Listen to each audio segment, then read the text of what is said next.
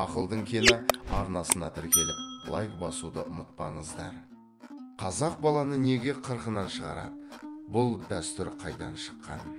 Қазақтың баланы қырқынан шығару дәстүрі өте ерте бастау алады. Жаңа туған сәбиді 40 күн толғанда ауыл жиналып бір ақсарбас еркек тоқтыны тойға арнап шалып, мол настарған жаяды. Ол баланы 40 не 41 күнге, ал қыз баланы 37 не 39 күн толғанда қырқынан шығару ырымын өткізеді.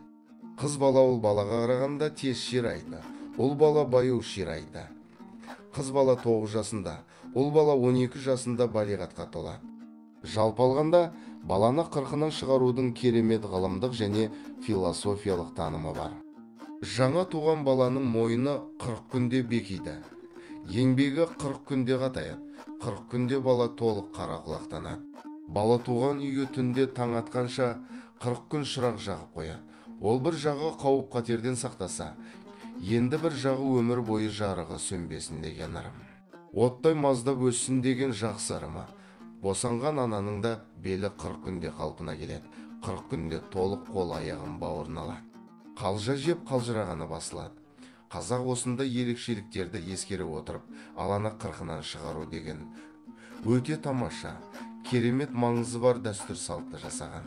Алдымен күміс тегене немесе ағаш болмаса сырлы тегенеге күміс жүзік, білезік, сырға, алқасында зергерлік бұйымдар салып, оның үстіне 40 әйел 40 қасық су құяды. Әйел суды ызға құяр бұрын дауыстағыш жақсы тілек айтады.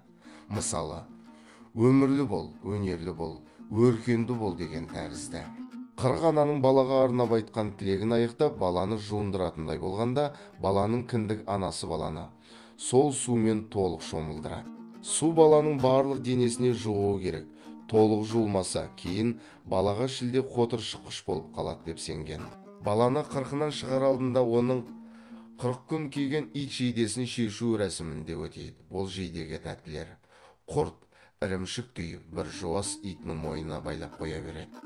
Ол итті балалар қуып жүріп ұстап алып, әлгі иттен жейдені шешіп алып, ішіндегі дәндерді бөлісіп жейді. Сосын ит жейдені үлкендерге әкеліп береді. Ол жейдені сол ауылда бала көтер алмай жүрген жас келін болса, соған береді. Ол жейдені 40 күн басына жастап жатса, бала көтереді деп ырым етеді. Ал ондай жағдай жоқ болса, ит жейдені баланың әкесі таза сандыққа салып сақтайды.